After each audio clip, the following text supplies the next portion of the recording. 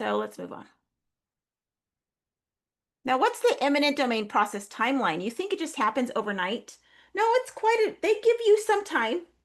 They'll give you some time. If they want to build a highway or a bridge or whatever they want to use your property for, you're going to get some time. So let's see what happens, okay, in the process. So the agency, which is usually someone they hire, the government hires to go knock on your door. So the agency announces the project and the properties affected. They have a big meeting and they announce, okay, we're going to work on 4th Street through 8th Street in whatever city. And we need all of that land to do this, right? So now they're going to figure out what are the homes from 4th Street to 8th Street, and they have to go notify all those individuals of what's going to take place. Okay? Next, the agency inspects and values the property. So they're looking at all the properties and they're saying, okay, what are these properties worth? What is the fair market value? Not what's coming up on Redfin. No. What's the fair market value is what they're looking at, okay? What happens next? The owner then does what?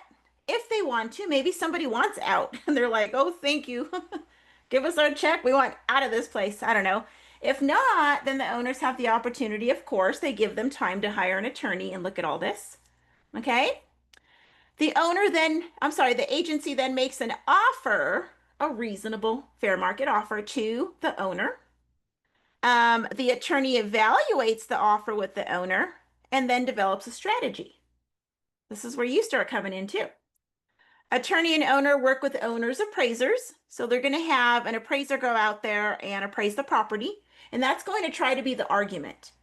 Okay, my appraiser just appraised, we had two appraisers, and they both appraised the property at 1.2 million. You're offering us 900,000. Okay? They're going to try to argue that, which usually doesn't hold up. And then they're going to negotiate though. Before they, say, okay, they're going to negotiate.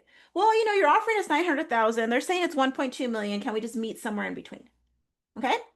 And then of course, if they don't want to negotiate, which most of the time the government already knows they're getting the property anyways, they probably won't. Then it's going to go to litigation. And this is where you guys are all involved in all this. Paralegals are involved in everything here. They're going to do maybe for negotiations if they're being super nice about it, like, okay, we'll give you, so 900,000, 1.2 million, we'll meet you at $1 million. How about that? So there's an agreement there.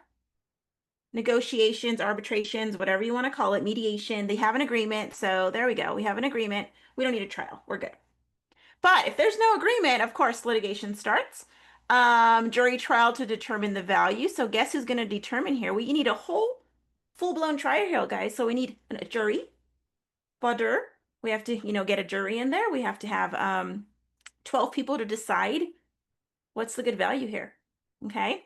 And then finally, I tell you, there's nothing in between. There's not like, okay, the owner wins and they're not going to build anymore. No, no, no. The jury comes up with the determination value, and finally the owner receives the payment. Whatever the jury decides, you're getting that payment. You're leaving your home anyways, and the agency receives the property. There's no ifs, ands, or buts here. Does a lot of this go to court? No, because a lot of attorneys already know, and they tell their client, we're going to spend a lot of money in the court in litigation. We kind of just need to, try to negotiate with them the best we can. And if we can't negotiate with them, we take what they offer us at this point. That's pretty much the solution here. Okay. So that's the process, everyone, of eminent domain. Process and timeline. Is it fair? We're supposed to be a court of fairness, right? Is it fair? It depends on the situation. If you guys want to know more cases on, there's tons of cases on this, and usually the homeowners don't